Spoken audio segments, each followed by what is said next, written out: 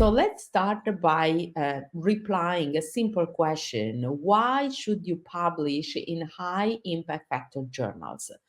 Because you need to do your very best and be at the top quality in the forefront of the scientific advancement.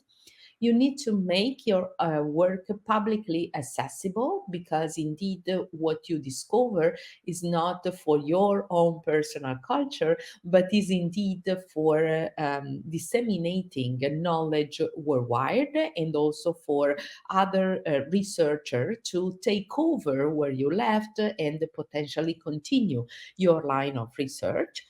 But a critically reviewed paper in a top journal will help get your work accepted by a broader scientific community. And this is indeed what you would like to have. So, to make impact and open new fields of research and build up your reputation and credibility within the community.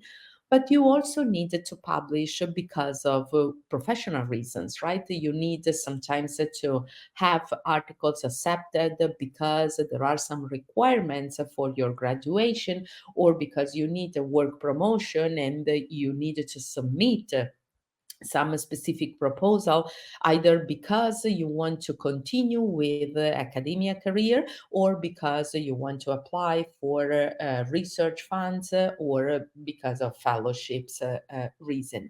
So there are indeed many different reasons for which you need to publish, and these are some of those.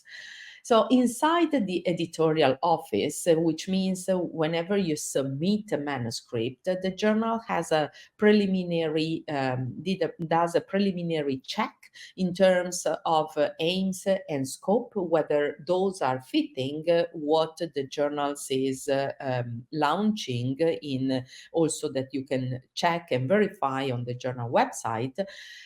They check whether you wrote a cover letter that explain also the relevance and the novelty of the manuscript, and they are really looking for a novelty because indeed every journal wants to publish something that has never published before, but that also allow the journal to acquire some more visibility on a specific topic. And then they are looking whether you suggest reviewers or you exclude some reviewers because of conflict of interest. So after this preliminary check, the editorial office ensure that the language is correct, not simply in terms of whether you wrote it in a very good English, but also and especially that is authentic, meaning that the text does not have or any plagiarism. There is no text overlap with the previous publication, and they are also checking for conformance to journal instruction and guidelines. So this is why it's very important for you to read the guidelines and the instruction for authors that you can find in the journal website, because the editorial office otherwise will return the manuscript that do not follow instruction.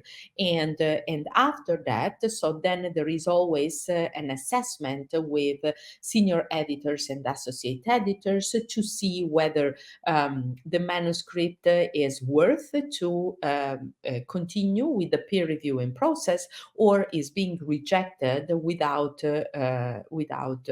entering into that process, is some of these checks are not matched.